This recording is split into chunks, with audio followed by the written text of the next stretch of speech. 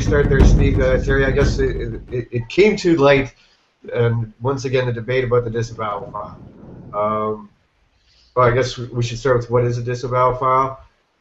I guess where did that start? It was a way for dealing with probably not negative SEO right out of the gate. It was probably what Google was touting as a way to let them know about links you'd like ignored. And we've heard everything from tinfoil hat theories about Google collecting data and common, remember Steve? Remember those people who would threaten, give me money or I'm going to put you in my disavow. So that, I guess, gave rise to the negative SEO. And I guess it's also been used in collaboration with the manual penalties. What does it do is basically you're telling Google with a list of links or domains, meaning pages or domains, which links you either don't trust. It's just another no-follow almost, isn't it, Steve? Like a proactive no-follow, or Yeah, it's a no-follow, and back originally people used to use it as a threat. Remove my link or I'm going to add you to my no-follow list, which will be a negative signal against your website. Whatever.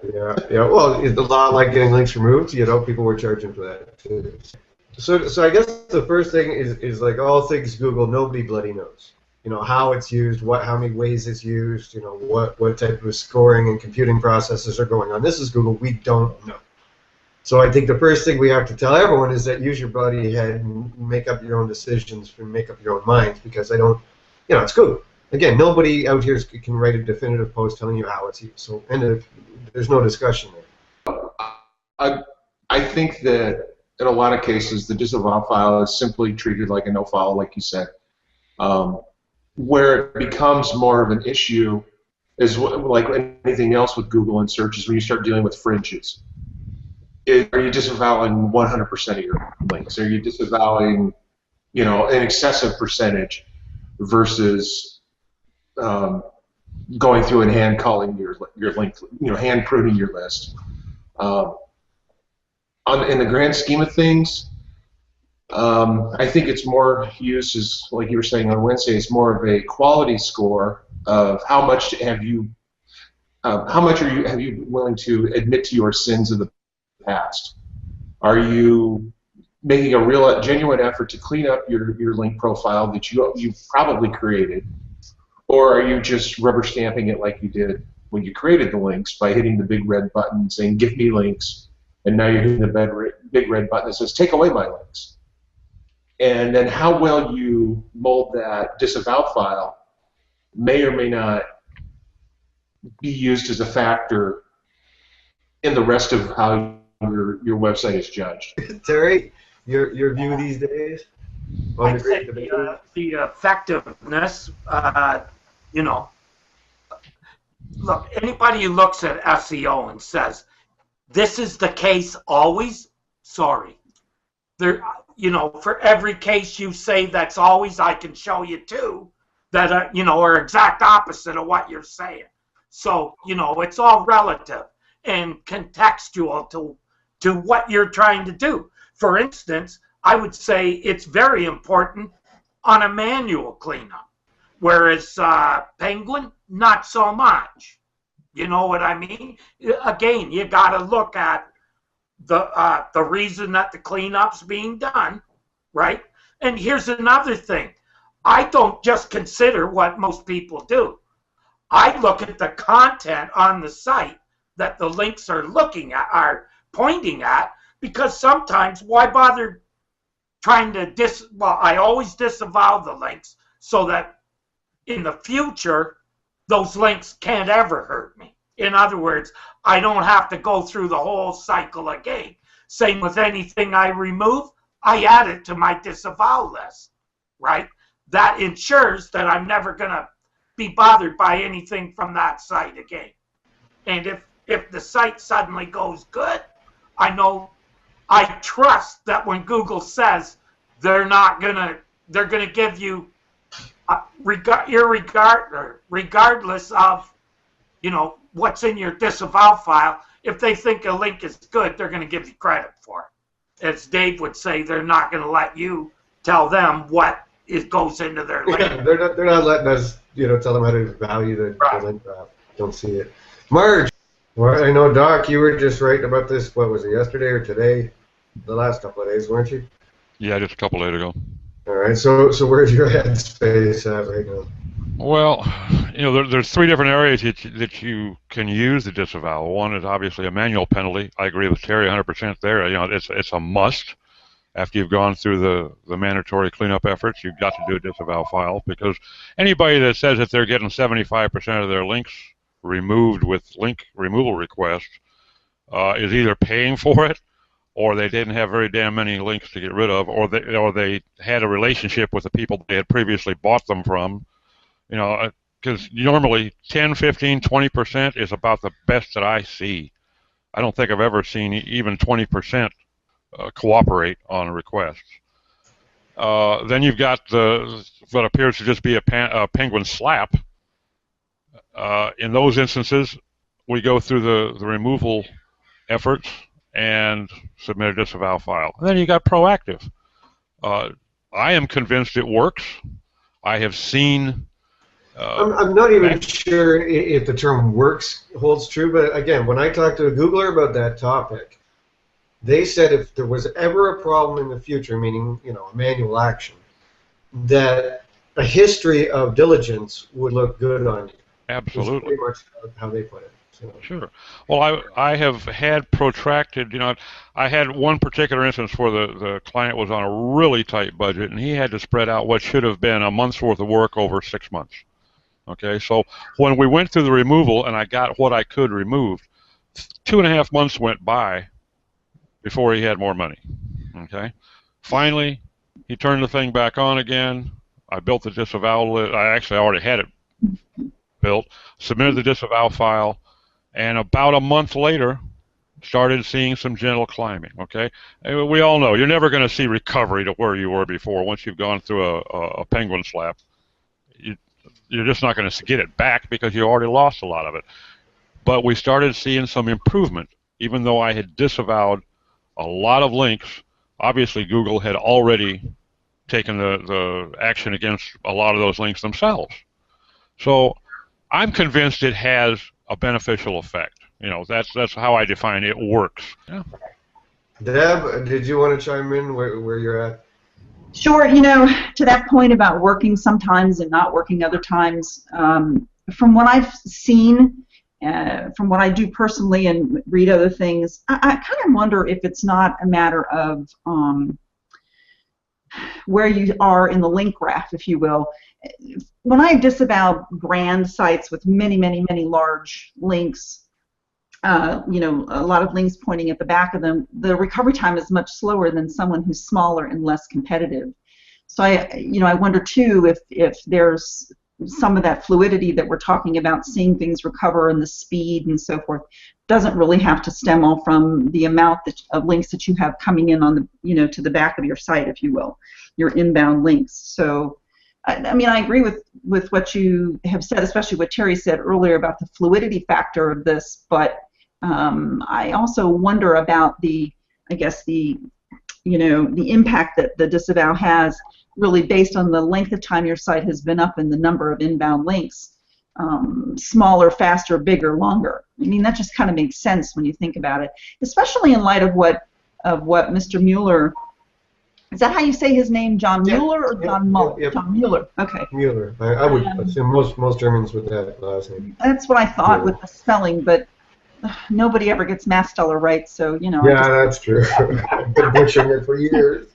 But he made that comment the other day about, well, y'all don't really need to do it. You just need to add more links. It's like, oh, well, that's kind of interesting.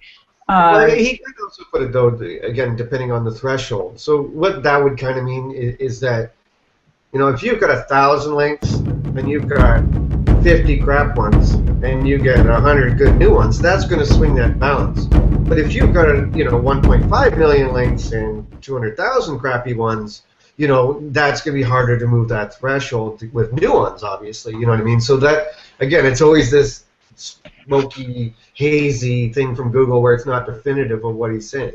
It's more, well, in some cases you could, but that's going to depend on the size of the damage and the size of the link graph that site has, etc. Yeah, and Gabe, I would. Whoops, sorry. I'm sorry, you go ahead, Terry. What I was going to add is that, I agree that it makes sense that adding new good links is going to do more than anything else, right? Because that's actually adding a benefit. When, in my opinion, when you disavow or remove a link, Google, in most cases, has already removed the value of that from your site. That's like a gut feeling I have. I have nothing to back it up. Just from what I've seen, that seems to be the case.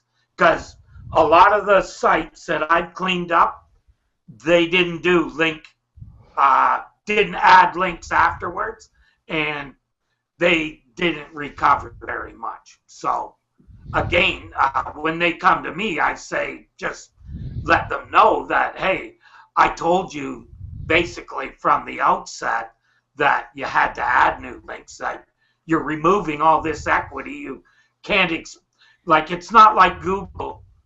It's a dampener, but I don't think it's a kind of dampener that works the way most of us think.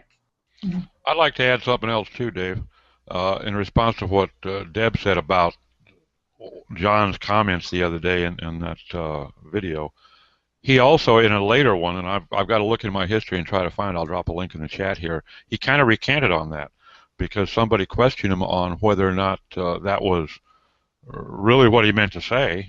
And he said, well, no. And basically he recanted on that and said that, you should do the disavow file. Sure you should. Because he kind of gave the impression, I think part of it was misinterpretation on a lot of the listeners' part, but in the first one he kind of gave the impression, or opened the door to the impression that, no, just get more links and you'll overcome it. Yeah, that is a possibility. Is it a probability? No, pretty damn unlikely. But then in the second one, he basically said, no, you definitely should do a disavow.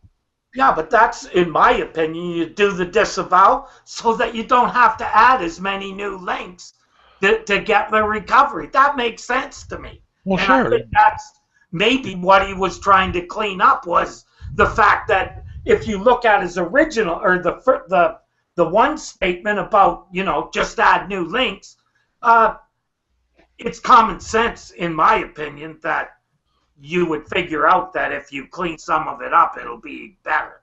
Well, if we all believe in thresholds, and if the thresholds are really there, then that certainly is going to be a step in the right direction. So right, you're going to lower the threshold. Let me just throw a couple things out there to think about then. One, when he made the comment the other day, the first thing that went in through my brain was, I am of the belief that they use the disavow also, and I'm going to dumb this down, so take it that way, in the ranking process. If certain sites keep popping up on the disavow, it just makes sense that they're going to go on some sort of list, and that's going to be used in the ranking process. So in that case, to tell somebody... Actually, what would probably make more sense is they would go into a seed set for Google to actually take a closer look at. Right. You know what I mean? Like Google even has patents about algorithms that run over the top 30 results, not so much after that. And there's special treatment given to the URLs in that top 30. So I would agree with you, but I would also probably think that it's not directly a ranking thing. It would probably be put into a seed set for other crawlers to go dig into. I think one of those 200, 300, whatever they have anymore, and I don't disagree, and however they want to frame it, I still think it's there for a reason. So for a rep from Google to come on and say, y'all don't really need to do that. You just need to do this. Wow. That's how they've really cleaned things up, I think, quite a bit, and have what they have, the information, is because we've supplied it to them. So that's the first thing. The second thing is, when we talk about sites and the way that they rank and links and so forth, we tend to say those things as if a site or a page, if you will, is centric. It's not. Pages rank the way they do for lots of reasons, but one of them is because of the way that they fit into the link graph overall. So, when you start telling people not to disavow, or you can get a whole lot of other links, or you see this because you've done that, what people don't take into account is the overall link graph and the overall index, which changes constantly. We were talking about that fluidity. So from a site standpoint, using the disavow tool, I will always use the disavow tool. I don't recommend using it proactively like a lot of people have been recommending. I'm not sure I can wrap my brain around that quite yet. But if I know that I've gotten myself into trouble, I am definitely going to use it. And if you know, I'm working on someone and I see that they've lost some rankings and they have, then I'm definitely going to use that. And I'm not going to not use it and just add new links. I'm not going to do that. And that's why I'm not surprised that he recanted on his comment, because I'm sure he got a phone call from somebody really quickly that said, yo, you know, we can't be telling people not to use this tool. They need us to use that tool. I think it was Steve. The manual process too. Again, I think that's somewhere that's I'm still using it. Definitely using it there. I didn't really get into my own personal theories on that end because I do a lot of more manual than Penguin stuff. But these are push button people. You know what I mean? The reviewers are pushing buttons, right, Steve? That's why, you know. The letters are all the same. You know, I used to have posts of the history of these, and I could show how they changed over time. Those, you know, from your first response to your do more work responses, etc. And these are monkeys pushing buttons. So, to me, again, I'm thinking of some. And if you also consider the concept of what is recovery, again, they're not giving you equity back for links, so that's not what the recovery is. It's probably some element of a trust scoring. So if you got your monkey sitting there, and again, we said this on Wednesday, you've got 1,000. Google thinks you have 1,000 shitty links, and they see maybe between your removals and your disavow, they see you've identified 100. Sorry, 500. Then you get 0.5. You know what I mean? Because you have only gotten 50% of what they think is crap. So that, you know, there's a 0.5 with a little red or a green or a yellow behind it, and they push a button and whatever. And that's the way a reviewer is going to have something set up. They're not all going to be IR geeks out of college going, yeah, can you review fucking links all day? No. I'll bet none of them are, Dave, because Google has said themselves that those reviewers don't even take the disavow really into account. It isn't part of a manual review. Yeah, well, it's recommended as part of it. Again, I think, like I said, there'd be some just simple base score that they'll see on their... Yeah, but the reviewer does not see any data from the... No, not the data. I'm saying a score, though. Oh. I would imagine. It would make sense the way they do things. I would hey, Josh, what's up, man? It would mislead them. Well, that's how they get wrong links on in the reviews, too. You know, people always complaining, oh, that's in my disavow file. Well, evidently, the reviewers don't actually look at the disavow file. And a lot of times, it's probably not even being re-indexed, so they know about it.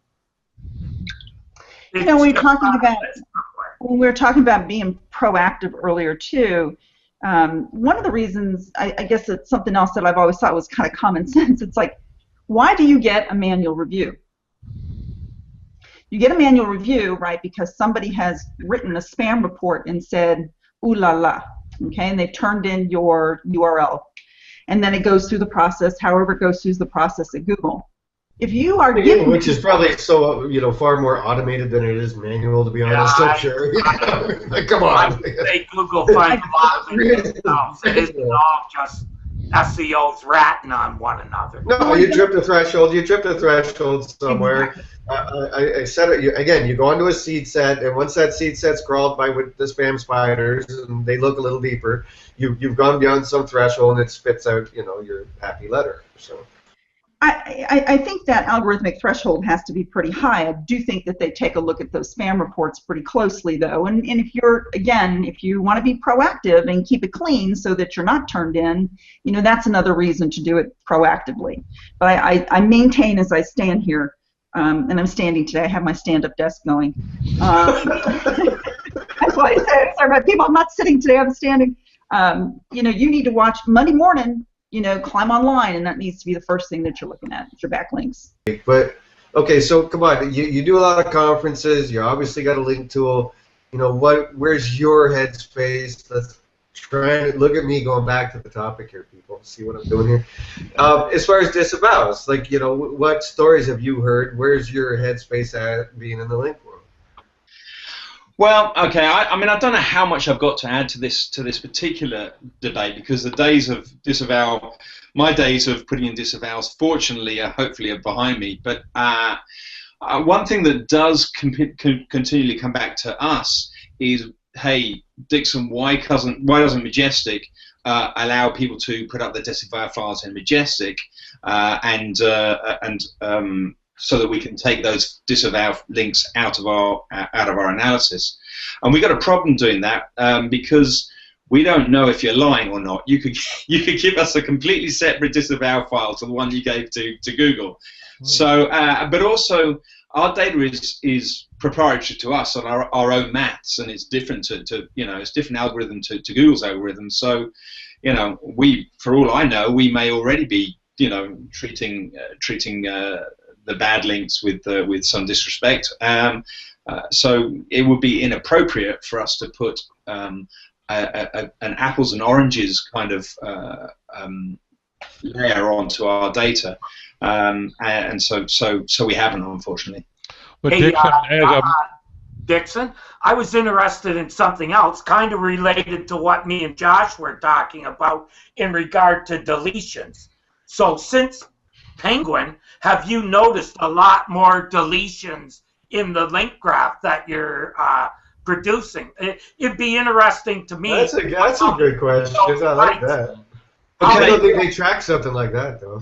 The very first thing that I'd say is that there's no such thing as a site that hasn't got deleted links, because most of the links are going into a website, or a lot of links are going to the website. If they're from home pages of WordPress sites, for example, then as soon as that WordPress site updates until and takes a story off the homepage, then you've lost a link. So I'm not surprised that any of Josh's examples that he analysed, that they all had links disappearing in between the time that the disavow file went and the sites came back.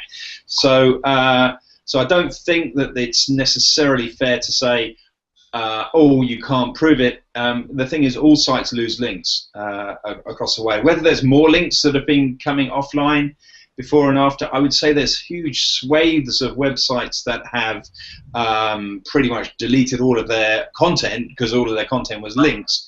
But I don't think that that whole business, 6 months to a year ago, where we all had to start email, well, 2 years ago probably, where we all emailed each other, say, you take my link off, I take your link off. That had no effect whatsoever, or very little effect. So getting those links off, it's more of a token effort. And there you go, folks. Gives you a sense of what happened. Be sure to watch the whole video if you want even more, and of course to follow up on with Josh Mashinsky. Until next week, take care. We'll see you in the chat.